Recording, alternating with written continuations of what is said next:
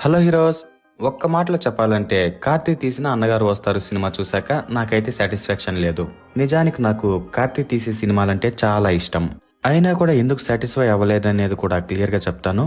First ఈ మూవీని జనవరి starting లో తమిళ్లో రిలీజ్ చేశారు. అక్కడ పెద్దగా హిట్ కాకపోవడంతో తెలుగులో జనవరి 28వ తేదీ డైరెక్ట్ గా ప్రైమ్ వీడియోలోకి ఓటీటీలో రిలీజ్ చేశారు.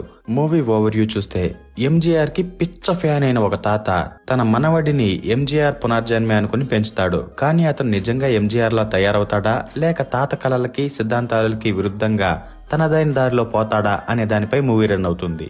ఇక దీంట్లో పాజిటివ్ విషయాల గురించి మాట్లాడుకుంటే మూవీలో కామెడీ మరీ ఓవర్ గా లేదు, డీసెంట్ గా చూసేదానికి చాలా బాగుంటుంది. Next background music, visual effects కూడా చాలా బాగున్నాయి. అలాగే మూవీలో సెట్స్, యాక్టర్స్ డ్రెస్సింగ్ స్టైల్ కూడా చాలా నీట్ గా ఉంటుంది.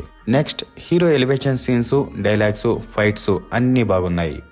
ఇక నెగిటివ్ విషయాల గురించి మాట్లాడుకుంటే ఫస్ట్ స్టోరీ తలా తోక లేకుండా స్టార్ట్ అవుతుంది, తర్వాత నార్మల్ గానే ఎండ్ అవుతుంది. నెక్స్ట్ విషయం, హీరోయిన్ కి అసలు క్యారెక్టరే లేదు, ఏదో నామకే వాసి హీరోయిన్ పెట్టాలని పెట్టారంతే. మరో విషయం, హీరో యాక్టింగ్ కూడా డీసెంట్ గానే ఉంది. సినిమాలో అపరిచితుడిలా యాక్టింగ్ చేయాల్సి వస్తుంది. ఆ టైంలో హీరో యాక్టింగ్ నాకు పెద్దగా వేరియేషన్స్ ఏం అనిపించలేదు. మేబీ ఆ క్యారెక్టర్ ఒరిజినల్ గా అలాగే బిహేవ్ చేస్తాడేమో తెలియదు, కానీ నాకేం పెద్దగా అనిపించలేదు. మరో విషయం, సినిమాలో సాంగ్స్ కూడా ఏం పెద్దగా బాగలేదు.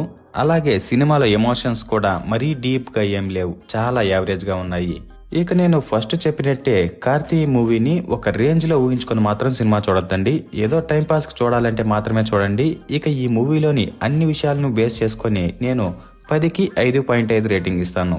సో ఇంతే ఫ్రెండ్స్, అన్నగారు వస్తారు మూవీ రివ్యూ. నాకు నచ్చినట్టే కార్తీ సినిమాలంటే మీకు కూడా ఇష్టమైతే ఒక లైక్ వేసుకోండి. అలాగే మూవీ చూసాక మీ ఒపీనియన్ కామెంట్ చేసి కొత్త మూవీ రివ్యూస్ కోసం మన ఛానల్ ని సబ్స్క్రైబ్ చేసుకోండి. Okay, bye bye.